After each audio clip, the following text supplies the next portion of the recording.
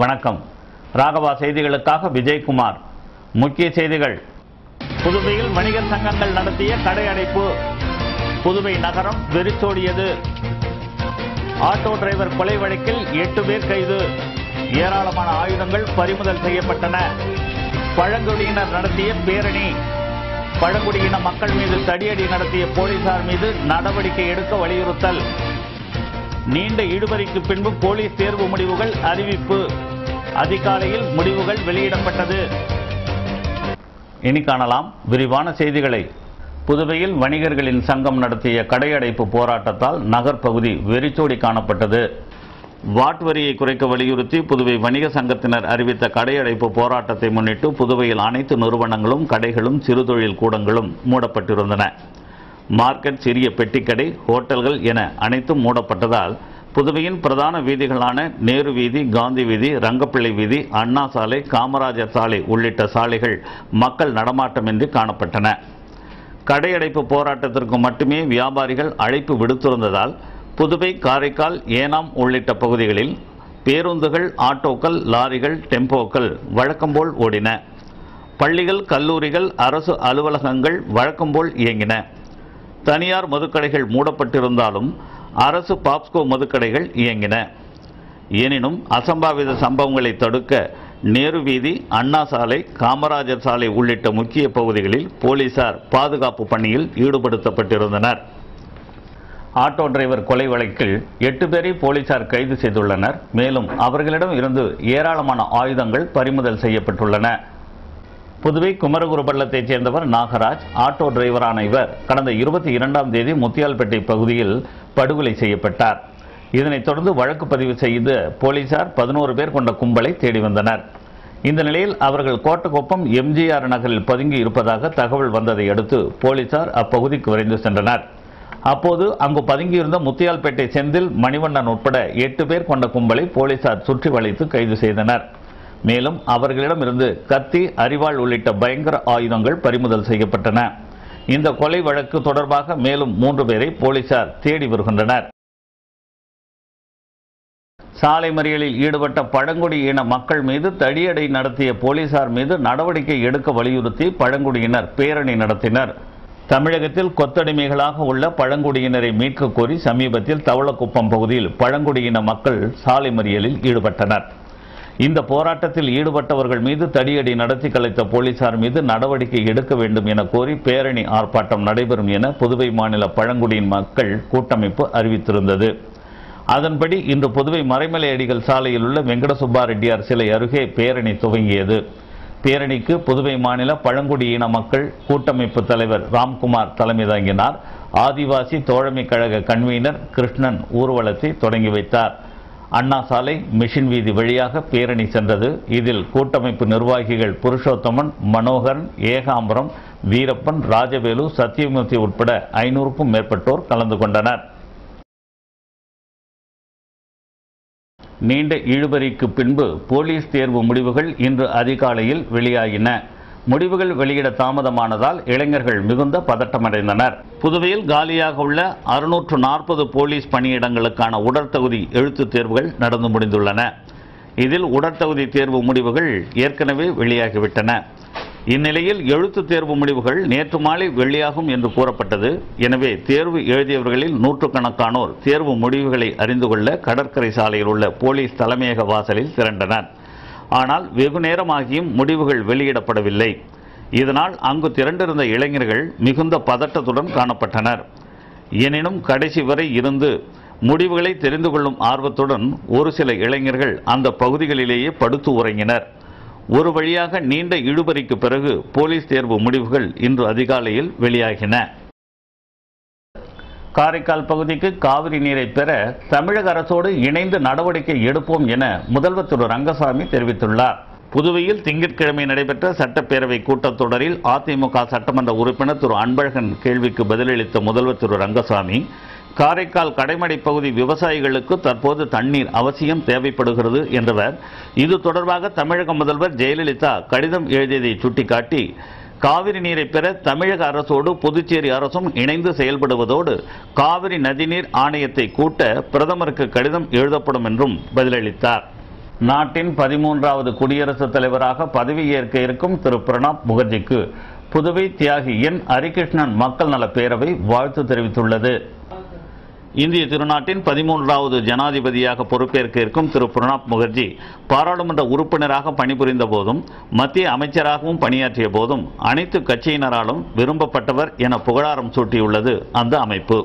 இது குறித்து பேரவைத் தலைவர் திரு ஹரி விந்திய வீரன் நமது செய்தியாளரிடம் பேசிய போது, நமது இந்திய திருநாட்டினுடைய 13வது ஜனாதிபதியாக பொறுப்பேற்கவிருக்கும் திரு பிரணாப் முகர்ஜி அவர்கள் தான் பாராளுமன்றத்திலே செயலாற்றிய பொழுது ஒரு சிறந்த பார்லிமெண்டேரியனாக திகழ்ந்தவர். அது மட்டுமல்லாது அவருக்கு கிடைத்த அத்தனை பொறுப்புகளையும் திறம்பட செய்து நல்ல செயலாற்றியவர் என்பது பாராட்டுதற்குரியது. இப்படிப்பட்ட சூழ்நிலையிலே அவர் நம் நாட்டினுடைய ஜனாதிபதியாக பொறுப்பேற்றிருப்பது மிகவும் மகிழ்ச்சி அளிக்கிறது. அவர் இன்னும் பல நல்ல காரியங்களை செய்து மிக விரைவான காலத்திலே வல்லரசு என்ற அந்தஸ்தை பெறப்போகின்ற நம்முடைய இந்திய நாட்டிற்கு ஜாதி மத மாநில உணர்வுகளை கலைந்து ஒரு தலை சிறந்த ஜனாதிபதியாக திகழ்வார் என்பது நமக்கு எல்லோருக்குமே திருப்தியான ஒரு செய்தி. அவர் மேலும் மென்மேலும் சிறப்பாக பணியாற்றி இந்த நாட்டிற்கு தன்னுடைய சேவையை செவ்வனை செய்வதற்கு சிறந்த உடல் ஆரோக்கியத்தையும் நல்ல உடல் பலத்தையும் கடவுள் அளிக்க வேண்டும் என்று இந்த சந்தர்ப்பத்திலே நாங்கள் வேண்டி விரும்பி கேட்டுக்கொள்கிறோம். அவருக்கு புதுவை மாநிலத்தின் சார்பிலே கடந்த கால நிகழ்வுகளை எல்லாம் மறந்து அவர் மனிதாபிமானத்தோடும் இந்த நாட்டினுடைய எதிர்காலத்தையும் மனதிலே கொண்டு என்ஆர் காங்கிரஸ் கட்சி தலைவரும் புதுவை மாநிலத்தினுடைய முதலமைச்சருமான திரு என் ரங்கசாமி அவர்கள் தன் சகாக்களுடன் பெருவாரியான வாக்களித்து அவர் வெற்றி பெற செய்ததற்கும் புதுவை மாநிலத்தினுடைய தியாகி ஹரிகிருஷ்ணன் மக்கள் நலப் பேரவையின் சார்பிலே மனமார்ந்த நன்றியையும் பாராட்டுதலையும் தெரிவித்துக் கொள்கிறோம். பல்வேறு கோரிக்கைகளை வலியுறுத்தி மதிய உணவு சுமக்கும் ஒப்பந்த தொழிலாளர் சங்கத்தினர் கல்வித்துறை முன்பு தர்ணா போராட்டத்தில் ஈடுபட்டனர். பல ஆண்டுகளாக பணிபுரியும் ஒப்பந்த தொழிலாளர்களை பகுதி நேர ஊழியர்களாக பணிமாற்றம் செய்ய வேண்டும், அரசு அறிவித்த ரூபாய் 135 அமலாக்க வேண்டும், ஊழியர்களுக்கான ஊதியத்தை உரிய தேதியில் வழங்க வேண்டும் என்பது உள்ளிட்ட பல்வேறு கோரிக்கைகளை வலியுறுத்தி கல்வித்துறை மதிய உணவு சுமக்கும் ஒப்பந்த தொழிலாளர் சங்கத்தின் சார்பில் தர்ணா போராட்டம் நடைபெற்றது. கல்வித்துறை வளாகம் முன்பு நடைபெற்ற போராட்டத்திற்கு சங்க தலைவர் சார்லஸ் தலைமை தாங்கினார். மத்திய கூட்டமைப்பு தலைவர் மதுரகவி முன்னிலை வகித்தார். கூட்டமைப்பு பொதுச் செயலாளர் லட்சுமணசாமி கலந்து கொண்டு கோரிக்கைகளை வலியுறுத்தி பேசினார். சங்க நிர்வாகிகள் மற்றும் ஊழியர்கள் பலரும் இந்த ஆர்ப்பாட்டத்தில் கலந்து கொண்டனர். சோலைநகர் மந்தைவெளி மாரியம்மன் ஆலயத்தின் 35ஆம் ஆண்டு செடல் உற்சவத்தின் கடைசி நிகழ்ச்சியாக ஊஞ்சல் உற்சவம் நடைபெற்றது. சோலைநகர் ஸ்ரீ மந்தைவெளி மாரியம்மன் ஆலயத்தின் 35ஆம் ஆண்டு செடல் உற்சவத்தை கடந்த 19ஆம் தேதி கொடியேற்றத்துடன் தொடங்கியது. தொடர்ந்து பார்சாகை வார்த்தல், செடல் அணிதல், மஞ்சள் நீராட்டு விழா உள்ளிட்ட நிகழ்ச்சிகள் நடத்தப்பட்டு வந்தன. இதனைத் தொடர்ந்து விழாவின் கடைசி நாள் நிகழ்ச்சியாக அம்மன் ஊஞ்சல் உற்சவம், காப்பு கலைதல் நிகழ்ச்சியும் நடைபெற்றது. இதனையொட்டி அம்மனுக்கு சிறப்பு அலங்காரம் செய்யப்பட்டு ஊஞ்சல் உற்சவம் நடைபெற்றது. விழாவிற்கான ஏற்பாடுகளை ஆலய தலைவர் லட்சுமணசாமி தலைமையில் விழா குழுவினர் செய்திருந்தனர். இதேபோல கவிக்குயில் நகர் ஸ்ரீ மகாலட்சுமி சமேத ஸ்ரீ தங்க பரிமள பாண்டுரங்கன் சன்னதியில் ஆடிப்பூர திருவிழா வெகு சிறப்பாக நடைபெற்றது. இதில் பாண்டுரங்க சுவாமிக்கு சிறப்பு அலங்காரம் செய்யப்பட்டு கீர்த்தனைகளால் அர்ச்சனை செய்யப்பட்டது. பக்தர்கள் பலரும் கலந்து கொண்டு பாண்டுரங்கனை தரிசனம் செய்தனர். புதுவையில் வாட் வரி உயர்வால் வியாபாரிகள் கடுமையாக பாதிக்கப்பட்டுள்ளனர் என்று திரு அன்பழகன் எம்எல்ஏ சட்டமன்றத்தில் கேள்வி எழுப்பினார். இன்று நடைபெற்ற சட்டமன்ற கூட்டத்தொடரில் விவாதத்தில் பங்கேற்று பேசிய சட்டமன்ற உறுப்பினர் திரு அன்பழகன், வாட் வரி உயர்வால் புதுவையில் வியாபாரம் பாதிக்கப்பட்டு வியாபாரிகள் நஷ்டமடைந்து வருவதால் இன்று கடைகளை அடைத்து போராட்டம் நடத்தி வருகின்றனர். இதற்கு அரசின் பதில் என்ன? வாட் வரி குறைக்கப்படுமா அல்லது நீக்கப்படுமா என்று கேள்வி எழுப்பினார். அவருக்கு பதிலளித்து பேசிய முதல்வர் திரு ரங்கசாமி, அது குறித்து சட்டமன்றத்தில் ஆலோசனை நடத்தி உரிய நடவடிக்கை விரைவில் எடுக்கப்படும் என்றார். இனி காணலாம் ராகவா வழங்கும் புதுவையின் செய்தித் துளிகள். பிராந்திய இடஒதுக்கீட்டை தொடர்ந்து வழங்க வேண்டும் என வலியுறுத்தி காரைக்காலில் பெற்றோர் சங்கம் பேரணியாக சென்று மாவட்ட ஆட்சியரிடம் மனு கொடுத்துள்ளனர். சுகாதாரத்துறை மற்றும் குடும்ப நலத்துறை சார்பில் நடத்தப்படும் குடும்ப நலன் குறித்த கண்காட்சியை வில்லியனூர் ஆரம்ப சுகாதார நிலையத்தில் சட்டமன்ற உறுப்பினர் திரு தேனி ஜெயக்குமார் துவக்கி வைத்தார்.